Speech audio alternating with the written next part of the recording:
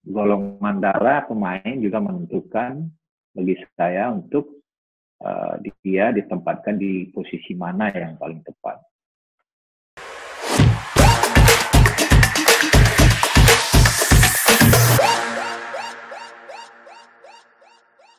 Halo Yogyakarta semuanya.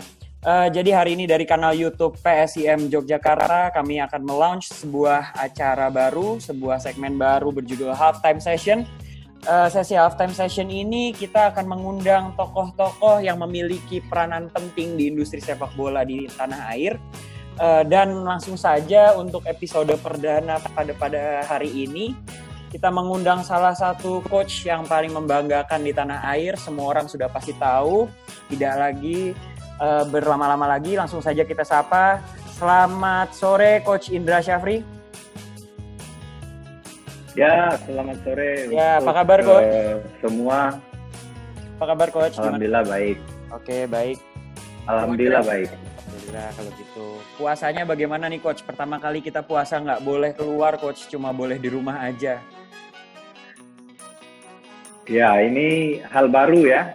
Ya, betul. Yang kita dapat, tetapi setiap ada kejadian pasti ada hikmah.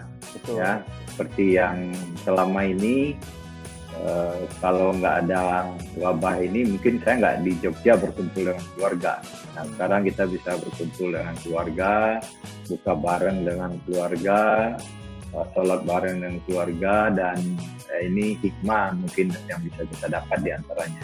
Ya, Coach, setuju. Dari sisi lain juga coba kita lihat toleransi antar bangsa, antara anak bangsa sekarang lebih terlihat, bergotong royongan, ya, persatuan, dan nilai-nilai Pancasilanya muncul kembali gitu. Ini kan suatu hal yang positif ya, jadi jangan hal yang negatif aja kita lihat dari situasi ini.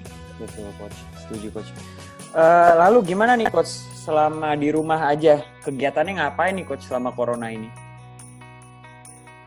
Iya, rutinitas sebenarnya nggak jauh berbeda ya dengan apa yang saya lakukan selama ini, karena memang dari 2011 itu kehidupan saya kan selalu di training camp ya, tim nasional, kalau nggak di Bali United juga 2 tahun sama. Ya, pagi saya bangun, terus saya olahraga, dan biasanya kerja juga saya di training camp kan, di kamar. Saya jarang keluar juga gitu. Bikin sesi latihan, diskusi dengan staf-staf pelatih. Ya, cuman bedanya ya kita nggak bisa latihan, jadi nggak bisa ke lapangan, itu yang membedakan gitu. Jadi bau rumputnya itu nggak ada sekarang gitu. Iya Coach. Berarti tapi Coach, untuk program dari PSSI sendiri Coach, dengan melihat situasi seperti ini, ada nggak tuh Coach kira-kira yang direncanakan oleh PSSI, baik itu untuk mungkin pemain-pemain timnas ataupun pemain-pemain yang dari liganya sendiri gitu Coach? Ya, kita tentu mengacu ke apa yang ditetapkan oleh pemerintah kan. Jadi di sini saya juga memberikan sedikit pencerahan bahwasannya FIFA tidak bisa berbuat apa-apa. Jadi yang menentukan tetap negara masing-masing. Kita harus patuh dengan negara kita. Jadi bukan kalau besok disuruh FIFA kita memutar kompetisi, kita pasti tidak akan patuh dengan FIFA. Tapi kita akan patuh dengan apa yang terjadi di negara kita. Oleh sebab itu, nanti kapan kita memulai kegiatan sepak bola kita, yaitu nanti setelah pemerintah mungkin mencabut bencana nasional ini, dan setelah itu baru kita mulai mempertanyakan apakah sudah boleh melakukan kegiatan sepak bola. Tapi di awal wabah ini muncul, saya sebagai pelaku sepak bola dan pelatih sepak bola, dan sekarang dipercaya menjadi pimpinan di Departemen Teknik PSSI sebagai Direktur Teknik. Saya menghimbau dari pemain yang profesional sampai pemain yang level SSD bisa melakukan latihan mandiri setiap hari. Seperti jadwal-jadwal latihan yang pernah mereka lakukan di klub dan di SSD masing-masing. Jadi untuk sementara memang kita harus bersabar, kita disiplin dulu mengikuti anjuran pemerintah. Semoga wabah ini cepat berlalu. Amin. Lalu Coach, saya mau nanya-nanya mungkin kali ini lebih ke sisi Coach Indranya sendiri ya, sisi pribadi ya Coach ya.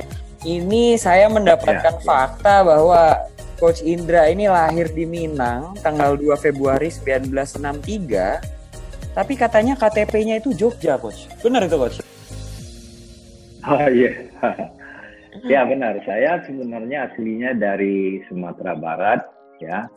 Dari Sumatera Barat itu saya hijrah pindah ke Jogja itu tahun 2009. Dan berarti dari tahun 2009 tersebut saya sudah jadi warga kota Yogyakarta. Mantap. Yang benar itu. Ini Coach mumpung kan lagi di rumah aja, Coach saya pengen nanya juga, Coach. Coach ini kan Coach sepak bola timnas gitu ya. Nah tapi Coach ini punya hobi lain nggak Coach di luar sepak bola? Ada nggak gitu Coach? Kalau sepak bola ya bukan hobi ya, ini pekerjaan ya. Pekerjaan betul. Profesional saya. Tapi kalau hobi ya tetap nggak jauh dari olahraga. Saya paling suka itu lari pagi ya, dimanapun saya berada, mau di camp di Eropa, mau dimanapun saya selalu pagi saya minimal olahraga dengan lari. Oke Coach, kita mau bergerak sedikit ke topik mengenai tim nasional ya Coach ya, dimana Coach kan tempat Coach nih terkenal lah se-Indonesia ini kan identiknya Coach Indra Syafri adalah Coach pembinaan usia muda yang sangat berprestasi di tim nasional gitu Coach. Nah saya pengen nanya-nanya Coach, sebenarnya melihat beberapa tahun belakangan ini kan sebenarnya tren tim nasional Indonesia itu kan kayaknya makin menurun dan kita ini belum bisa naik lagi. Padahal dulu itu kan kita bisa disebut sebagai macan Asia gitu Coach. Sebenarnya menurut Coach sendiri nih apa yang terjadi sih Coach? Kenapa bisa seperti itu? Ya, sebenarnya bukan kita menurun ya.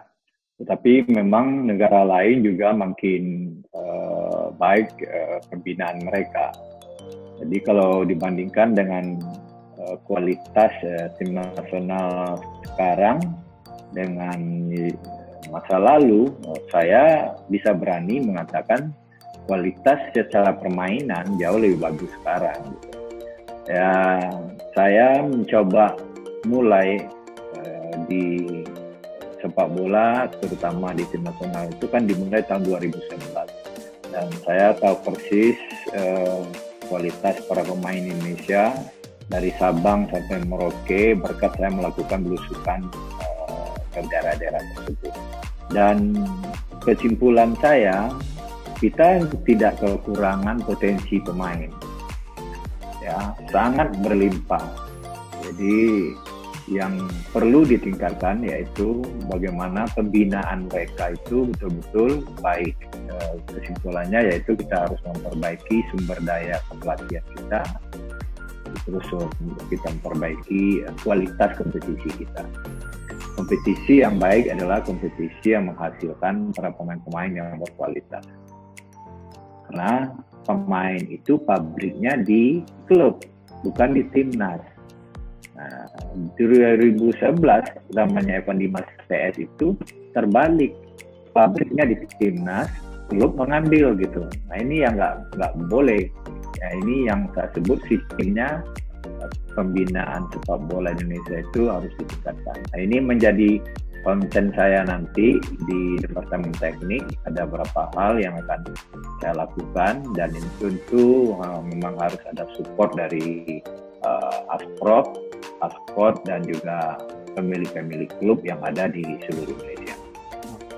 Iya Coach, saya setuju banget sih Coach, karena kan kayak misalnya sekarang ini di timnas malah latihannya saya lihat kemarin ini kan belakangan lebih gencar ke fisik, padahal harusnya kan fisik itu di klub ya Coach ya. Di timnas kan udah langsung tinggal soal teknik gitu ya Coach ya. atau dan cara permainan gitu loh maksudnya. Kenapa kok sampai sekarang justru di timnasnya malah membahasnya soal malah fisik gitu loh. Itu kan yang lucu gitu loh, Coach. Makanya apakah ada regulasi, Coach, yang akan dibuat untuk setiap klub, Coach, nantinya? Ya, nanti akan kita formulasikan. Tentu kualitas pelatih klub juga sangat menentukan ya. Sebenarnya apa yang dikeluhkan oleh pelatih asing sebenarnya yang saya rasakan, yang Coach Fahri rasakan mungkin, yang Coach Bima juga rasakan, dan juga pelatih-pelatih lain juga merasakan bahwa kualitas pemain-pemain kita secara individu memang harus ditingkatkan. Tempat meningkatkan itu ya di klub, seperti yang saya sampaikan tadi. Di tim nasional sudah masuk ke game plan, taktikal, strategi. Jadi bukan lagi latihan-latihan yang basic gitu. Nah, ini yang menjadi PR kita ya ke depan. Makanya pelatih-pelatih klub dan semua klub harus benar-benar punya pelatih yang berkualitas dan perangkatnya juga berkualitas, punya pelatih fisik, punya training ground dan lain sebagainya, supaya nanti muncul pemain-pemain yang bagus, dan setelah kita panggil ke tim nasional kita nggak lagi bicara individual, tapi sudah bicara game plan dan tip taktikal. Nah, kira-kira kalau menurut Coach, ya, sebagai nyawa dari industri ini, supporter harus berperan seperti apa supaya bisa mendukung klubnya menjadi lebih profesional dan timnasnya lebih baik lagi? Kalau menurut Coach gimana? Ya, bicara industri sepak bola, kita bicara profesionalisme. Tidak hanya klub yang profesional, ya, manajemennya, tetapi yang lain juga. Kita harus punya pemain yang profesional, kita harus punya supporter yang juga profesional. Dalam arti kata, apa sih peran supporter dalam sebuah klub gitu. Setahu saya, sumber pendapatan dari klub dalam membangun klub tersebut sebagai klub yang profesional dan menjadi orang yang berperan di industri sepak bola itu, pertama yaitu dari sponsorship. Sponsorship akan ada kalau kualitas timnya, kualitas manajemennya bagus. Yang kedua tentu dari tiketing. Tiketing ya dari supporter yang ada, gitu. Termasuk penonton-penonton yang lain yang berdatangan. Saya bisa membedakan kalau supporter itu betul-betul orang yang punya member sebagai anggota supporter dari klub tersebut. Tapi kalau dia hanya penonton, menurut saya dia bisa hari ini menonton, besok nggak menonton, dia pilih-pilih ya. Makanya yang kita harapkan itu supporter yang profesional. Dia tidak peduli timnya kalah atau menang. Dia berpikir di dalam pertandingan itu pasti ada manfaatnya, pemain akan lahir, akan meningkat kualitasnya dengan akhirnya nanti menjadi pemain yang berkualitas. Jadi tujuan dari kompetisi itu nggak lain nggak bukan itu menghasilkan pemain yang berkualitas. Jadi jangan hanya diukur sepak bola itu dengan kalah dan menang gitu. Nah, memang tentu ada keinginan supporter supaya klubnya berprestasi. Karena bagaimanapun itu adalah prestise dari suatu klub dan prestise dari suatu daerah dan prestise dari yang mensupport yaitu supporter. Makanya semua elemen yang ada di klub itu harus bersinergi. Manajemen tidak bisa berdiri sendiri tanpa supporter. Yang ketiga, pendapatan itu ya dari Red TV, dari merchandise, dan dari transfer fee kalau ada transfer para pemain. Jadi saya berpikir peran supporter di dalam berkembangnya industri sepak bola Indonesia ke depan sangat penting sekali. Apa yang harus diperbaiki dari supporter yang ada sekarang? Dan ini sudah banyak sekali supporter kita, terutama ya kalau saya sering memerankan jadi pelatih memimpin pertandingan di pinggir lapangan, itu peran supporter itu luar biasa sekali. Kalau ada 1-2 supporter yang bikin keributan, saya pikir itu yang harus dibina. Tentu perlu suatu institusi atau suatu organisasi supporter yang benar-benar pimpinannya dan organisasinya itu juga harus ada pembinaan. Saya pikir nggak akan sulit, karena misalnya kita di Jogja, misalnya ada penonton 25.000, jangan dipikir 25.000 itu yang selalu kalau ada keributan dia yang melakukan, tidak. Paling yang melakukan yaitu 5-10 orang yang mengawali. Nah, kalau memang sudah kegiatannya sudah kriminal, harusnya ya polisi jangan ragu-ragu untuk bertindak gitu. Tapi memang perlu pembinaan supporter itu lewat organisasi supporter. Jadi peran dari organisasi supporter itu penting ya ke depannya. Nah, klub tentu harus membina organisasi ini supaya nanti supporter juga makin lama makin baik. Setuju sih Coach, terlebih tadi pas Coach cerita tentang peranan dari supporter ya, emang berasa banget sih Coach, kalau saya boleh ngomong juga, setiap saya nonton PSIM pun juga yang membuat saya pengen balik lagi tuh jujur selain karena sepak bolanya tuh karena atmosfernya Coach gitu Coach. Dan kalau nggak ada mereka tuh industri sepak bola tuh nggak akan jalan gitu Coach, ya kan. Dan juga poin yang bagus tadi Coach sampaikan mengenai sebenarnya nggak semuanya itu istilahnya membuat owner. Saya percaya bahwa sebenarnya juga emang nearly 90% supporter sepak bola itu oke kok mereka. Dan sayangnya jeleknya di Indonesia ini kasihan supporternya adalah mendapat stigma yang negatif banget gitu Coach tentang sepak bola gitu Coach. Coach setuju nggak dengan hal itu? Betul, makanya pendekatannya jangan diawali dengan pendekatan hukum. Ya, harus pendekatan pembinaan gitu. Kalau sebentar mereka dipukuli, ya kan, itu saya pikir tidak akan merubah, karena kalau orang keras harus dilawan dengan kelembutan. Jadi disitulah peran ketua supporter atau pimpinan organisasi supporter gitu. Ya, kalau bisa ya dibikin kegiatan-kegiatan pembinaan terhadap supporter-supporter. Dan untuk mengantisipasi, saya pikir sudah dilakukan kok oleh supporter Indonesia, bikin member yang misal kita di PSIM Raja Musti ya. Iya Coach, betul Coach. Ya kita punya kartu tanda anggota sebagai supporter Raja Musti yang mensupport tim PSIM. Nah, kalau ada kejadian-kejadian yang bukan dari anggota ya, itu berarti kan ada pihak-pihak yang memang ingin mengacau. Oleh sebab itu ya di situ baru kita minta bantuan ke pihak kepolisian. Dan saya yakinlah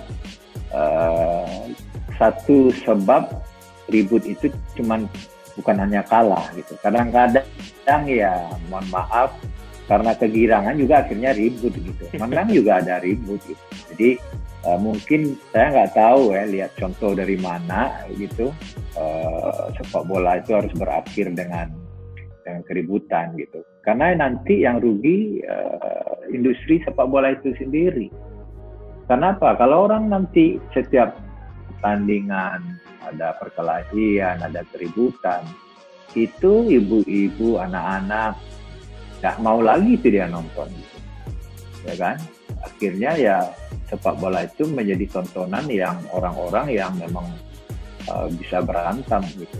Jadi kan untuk industri sepak bola nggak baik.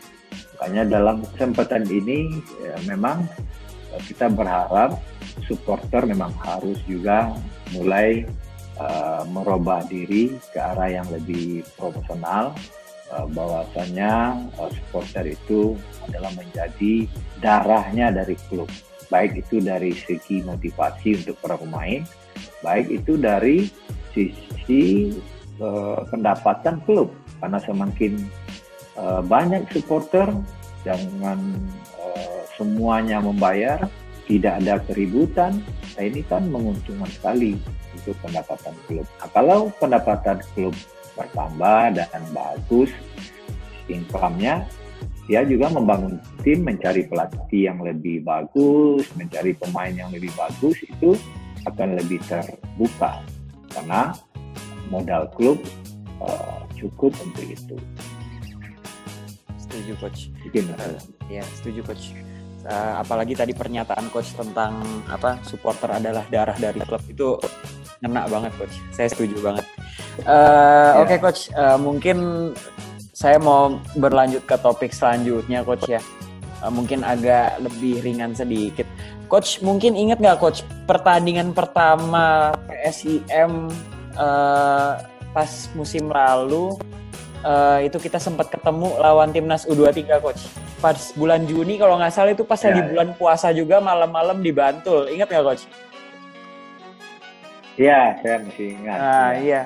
Itu pertandingan pertama kali saya nonton, dan itu saya makanya jatuh cinta lah sama yang namanya PSIM karena supporternya banyak banget. Itu coach ada kesan nggak coach dengan supporter dari PSIM tersendiri pada saat itu? Ya, saya memang terus terang ya, PSIM klub yang punya sejarah panjang ya, dan bahkan PSSI itu lahir di Jogja. Jadi memang nggak ada alasan kalau PSIM itu nggak berkembang. Satu nilai sejarah. Yang kedua, fanatisme masyarakat Jogja gitu terhadap PSIM, terutama ya supporter fanatiknya. Dan kita merasakan sekali waktu lawan PSIM ya, itu penuh ya waktu itu di Stadion Bantul. Dan bahkan tahun 2012 atau 2013 juga U19 main lawan PONnya Jogja aja, itu penonton ramai masuk itu. Jadi ini sudah menjadi modal bagi PSIM sebenarnya untuk bisa menjadi pionir di industri sepak bola Indonesia. Dan mudah-mudahan lah ya, dengan manajemen yang baru bisa membangun satu tim yang baik. Iya, sebenarnya secara keseluruhan para pemain Indonesia ya kualitasnya sama ya, karakter bermain, cara bermain, stylenya nggak jauh berbeda ya, termasuk Jogja. Karena berapa kali pemain dari Jogja yang bergabung di nasional, ada beberapa orang, dan potensi cukup besar di Jogja ya, dan terbukti dari dulu banyak para pemain-pemain dari Jogja yang memperkuat tim nasional. Pertanyaan terakhir nih coach, sebelum kita menutup nih coach, buat seorang coach Indra, kiat-kiatnya apa nih coach yang istilahnya untuk supaya anak-anak muda ini masuk kualifikasi seorang coach Indra untuk masuk ke dalam coachnya, ke dalam squadnya seorang coach Indra gitu. Kiat-kiatnya harus punya apa nih coach? Gitu.